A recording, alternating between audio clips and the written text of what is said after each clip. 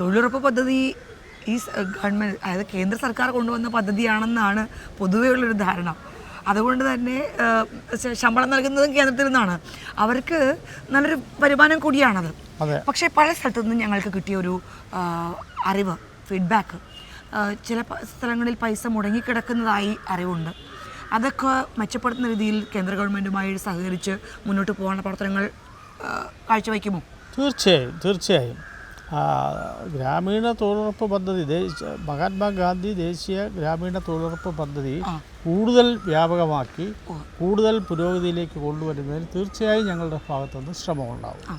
ഒരു മുൻ മന്ത്രി എന്നുള്ളൊരു എക്സ്പീരിയൻസോട് കൂടിയാണ് ഈ രംഗത്തേക്ക് എത്തുന്നത്, തിരിച്ച് വരുന്നത്. കുറച്ച് ഗ്യാപ്പ് ഉണ്ടായിരുന്നു എന്ന് 10 വർഷം, അതൊരു ഗ്യാപ്പല്ല. എങ്ങനെയാണ് ആ ഒരു എക്സ്പീരിയൻസ് ഇവിടെ ഉപയോഗിക്കാൻ ഉദ്ദേശിക്കുന്നത്? എങ്ങനെയാണ്? അത് വലിയൊരു കാര്യമാണ്. മുൻ മന്ത്രി എന്നുള്ളൊരു അനുഭവ സമ്പത്തുണ്ട്. അപ്പോൾ അതെല്ലാം ഈ നാട്ടിലെ ജനങ്ങൾക്ക് ഉപകരിക്കുന്ന രീതിയിൽ എങ്ങനെയാണ് നടപ്പാക്കുന്നത്? നമ്മുടെ വികസന പ്രവർത്തനങ്ങൾ വളരെ വേഗം കൊണ്ടുവരുന്നതിന് ദീർഘനാളത്തെ നിയമസഭയിലെ എൻ്റെ പരിചയവും ഗവൺമെൻറ്റിനുള്ള പരിചയവും, ഞാൻ മന്ത്രി മാത്രമല്ല സ്പീക്കറുമായിരുന്നു. അപ്പോൾ ആ രീതിയിലുള്ള പരിചയമൊക്കെ വികസന പ്രവർത്തനങ്ങൾ പെട്ടെന്ന് ഉദ്യോഗസ്ഥർ വഴി നടപ്പിലാക്കുന്നതിന് സഹായിക്കും. അതാണിപ്പോൾ തുടങ്ങിയത്.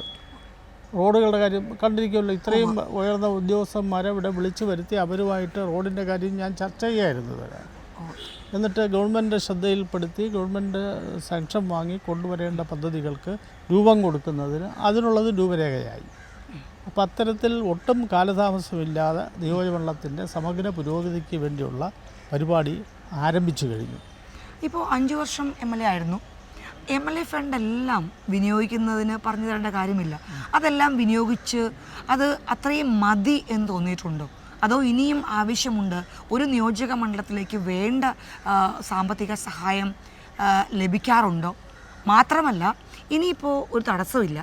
മറ്റത് LDF ഭരിക്കുമ്പോൾ ആനുകൂല്യങ്ങൾ കിട്ടാൻ ബുദ്ധിമുട്ടാണ്. ഇപ്പോൾ എല്ലായിടത്തും ഒരുമിച്ച് വന്നേക്കാണ്. ഇവിടെ കേരളത്തിലായാലും ഒരു ഗവൺമെൻറ് വരുമ്പോൾ അതെല്ലാം നേടിയെടുക്കാൻ എളുപ്പമല്ലേ? എങ്ങനെയാണ്? നല്ല സാമ്പത്തിക ബുദ്ധിമുട്ടിൽ കഴിയുന്ന ഒരു സർക്കാരാണ് ഇപ്പോൾ അധികാരത്തിൽ വന്നിരിക്കുന്നത്. കാരണം ഖജനാവ് ശൂന്യമാണ്. ഇനി ഈ പറയുന്ന നേട്ടങ്ങൾ സംസ്ഥാനത്ത് ഉണ്ടാക്കണമെന്നുണ്ടെങ്കിൽ ധനാഗമ മാർഗങ്ങൾ കൂടി കണ്ടുപിടിക്കണം.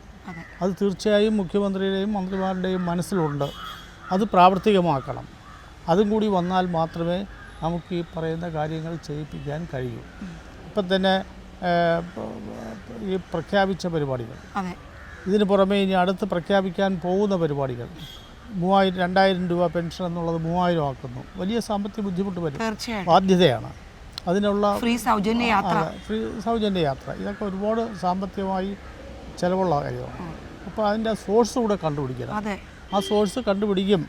അതിനുള്ള വ്യക്തമായ പരിപാടി മുഖ്യമന്ത്രി അടക്കമുള്ളവരുടെ മനസ്സുകളിലുണ്ട്.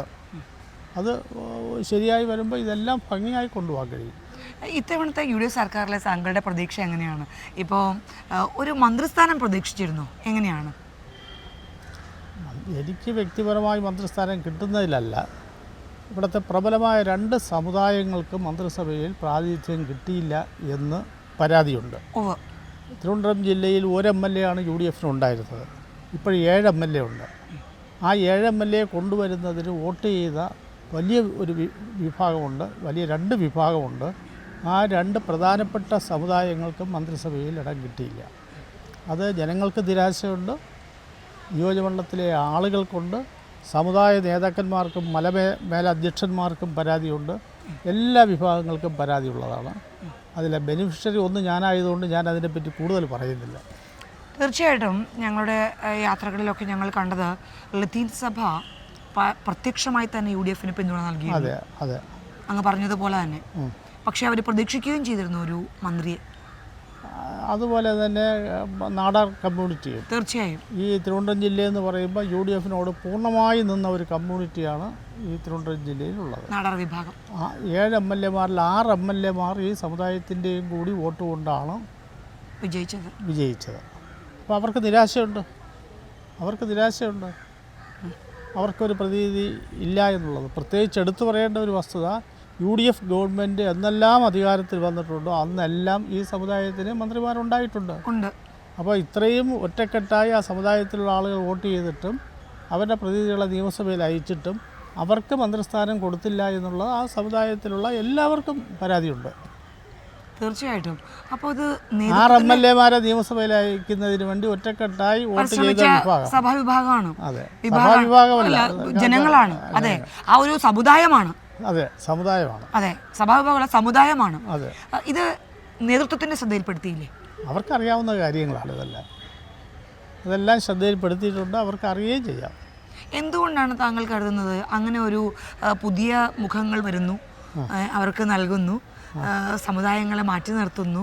എന്തുകൊണ്ടാണ് അങ്ങനെയെന്നാണ് താങ്കൾ? എനിക്കതിന് വ്യക്തമായി മറുപടി പറയാൻ കഴിയില്ല. കാരണം ഇതിന് ശേഷം ഞാൻ ബന്ധപ്പെട്ടവരാരെയും കണ്ടിട്ടില്ല. അതുകൊണ്ട് എന്തുകൊണ്ടാണ് ഇങ്ങനെ ഒരു മാറ്റി നിർത്തൽ ഉണ്ടായെന്നുള്ളത് എനിക്കറിയില്ല. അറിയാത്ത കാര്യത്തെപ്പറ്റി ഞാൻ പറയുന്നത് ശരിയല്ല. ഹൈക്കമാൻഡ് ഇടപെടൽ ഉണ്ടായിട്ടില്ലേ? ഇങ്ങനെ പട്ടിക ഹൈക്കമാൻഡ് അറിയാതെ ഗവർണർക്ക് സമർപ്പിക്കില്ലല്ലോ. ഇവിടുത്തെ സംസ്ഥാനത്തെ പിന്നെ UDF-നെ സഹായിക്കുന്ന സമുദായങ്ങൾ ഏതൊക്കെയാണ്, ഈ തെരഞ്ഞെടുപ്പിൽ സഹായിച്ചവരാരൊക്കെയാണെന്ന് ഹൈക്കമാൻഡ് അറിയണമെന്നില്ലല്ലോ.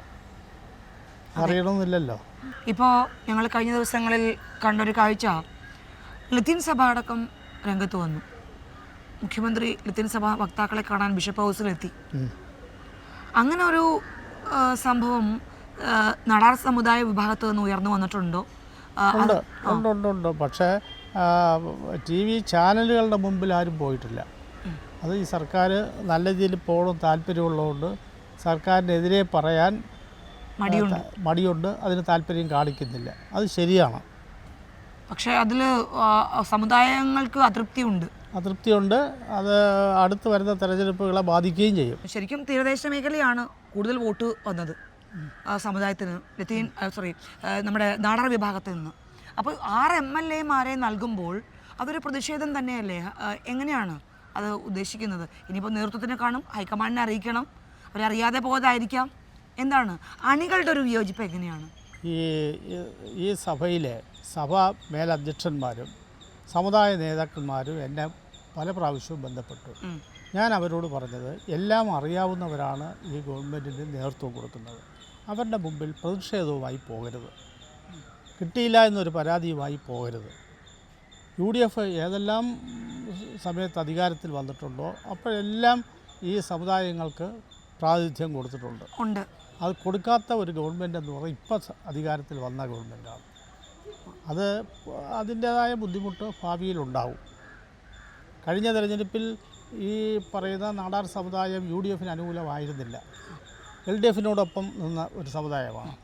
അന്ന് തിരുവനന്തപുരം ജില്ലയിൽ കിട്ടിയത് 1 സീറ്റാണ്. 14-ൽ 1 കിട്ടിയുള്ളൂ. ഇത്തവണ 7ആയി. അതിൽ ഈ സമുദായം ഏറ്റവും കുറച്ചുള്ള സീറ്റ് ചിറയൻകീഴ്. അത് ഈ സമുദായത്തിൻ്റെ വോട്ടും കൊണ്ട് അല്ല ജയിച്ചത്. ബാക്കി 6ഉം ഈ സമുദായത്തിൻ്റെ വോട്ട് കിട്ടാതിരുന്നുവെങ്കിൽ ജയിക്കാൻ സാധിക്കില്ല. ഈ സമുദായം ഒറ്റക്കെട്ടായിട്ട് വോട്ട് ചെയ്തതാണ്. അപ്പോൾ അണികൾക്ക് അമർഷമുണ്ട്, നല്ല അമർഷമുണ്ട്. പിന്നെ പ്രത്യേകിച്ച് നേറ്റങ്കര നിയോജകമണ്ഡലത്തിലെ മുഴുവൻ ജനങ്ങൾക്ക് അവിടെ ജാതി വ്യത്യാസമോ മതവ്യത്യാസമോ ഒന്നുമില്ല. ഇവിടെ കുറേ വർഷത്തിന് ശേഷം ഒരു മന്ത്രിയെ കിട്ടുമെന്നവർ പ്രതീക്ഷിച്ചതാണ്. ഈ കഴിഞ്ഞ ദിവസം നാടാർ സമുദായത്തിൽ നിന്നും യുജിൻ പെരേരയാണോ? അത് ലത്തീൻ്റെ അവർ പ്രതിഷേധം ഉയർത്തിയിരുന്നു. ഇവിടെ ഞാൻ അതിനെ അനുവദിച്ചില്ല. പരസ്യ പ്രതികരണം വേണ്ടെന്ന് പറഞ്ഞു. ഒരു മുതിർന്ന നേതാവിൻ്റെ വാക്ക് അവർ കേട്ടതുകൊണ്ട് മാത്രമാണ് അതോ? പക്ഷേ അത് പരസ്യ പ്രതികരണം വേണ്ട എന്ന് ഞാൻ പറഞ്ഞെങ്കിലും അത് നടത്തിയില്ല എങ്കിലും അടുത്ത തെരഞ്ഞെടുപ്പിന് അത് ബാധിക്കും. ജനങ്ങളുടെ മനസ്സിൽ അമർഷമുണ്ട്, നല്ല അമർഷമുണ്ട്. നേതൃത്വം കേൾക്കേണ്ട കാര്യം തന്നെയാണ്. വരാൻ പോകുന്ന ഉപതെരഞ്ഞെടുപ്പുകളിലും പാർലമെൻറ്റ് ഇലക്ഷനും ഒക്കെ 2 പാർലമെൻറ്റ് സീറ്റിൽ, തിരുവനന്തപുരവും ആറ്റിങ്ങൽ പാർലമെൻറ്റ് സീറ്റിൽ നാടാർ സമുദായത്തിൻ്റെ വോട്ട് കിട്ടിയില്ലെങ്കിൽ 2ഇടത്തും കോൺഗ്രസ്സിന് MP-മാരുണ്ടാവില്ല. ഏറ്റവും കൂടുതൽ പ്രതിഫലിക്കുക പാർലമെൻറ്റ് തെരഞ്ഞെടുപ്പ്, അതിനു മുൻപ് നടക്കുന്ന ഉപതെരഞ്ഞെടുപ്പുകളുണ്ട്, അതിലും പ്രതിഫലിക്കും. കഴിഞ്ഞ തദ്ദേശ സ്വയംഭരണ സ്ഥാപനങ്ങളിലെ തെരഞ്ഞെടുപ്പിലും ഈ സമുദായം ഏതാണ്ട് അനുകൂലമായി വോട്ട് ചെയ്തവരാണ്. അതുകൊണ്ടാണ് CPM-ന് 34 പഞ്ചായത്ത് ഈ ജില്ലയിൽ കിട്ടിയപ്പോൾ കോൺഗ്രസ്സിന് 31 പഞ്ചായത്ത് കിട്ടി. അതിൽ CPM-ന് കിട്ടിയ, LDF-ന് കിട്ടിയ 3 പഞ്ചായത്ത് നറുക്കെടുപ്പിലൂടെ വന്നതാണ്. ആ നറുക്കെടുപ്പിൽ UDF-നാണ് ഭാഗ്യം കടാക്ഷിച്ചതെങ്കിൽ മറിച്ചാകുമായിരുന്നു. 34 പഞ്ചായത്ത് UDF-നും 31 CPM-നും വരുമായിരുന്നു. നേരത്തെ അതായിരുന്നില്ല സ്ഥിതി. അതിൽ DCC പ്രസിഡന്റ് എന്ന നിലയിൽ എൻ്റെ ശ്രമവും എൻ്റെ അധ്വാനവും അതിന് വളരെ വലുതാണ്.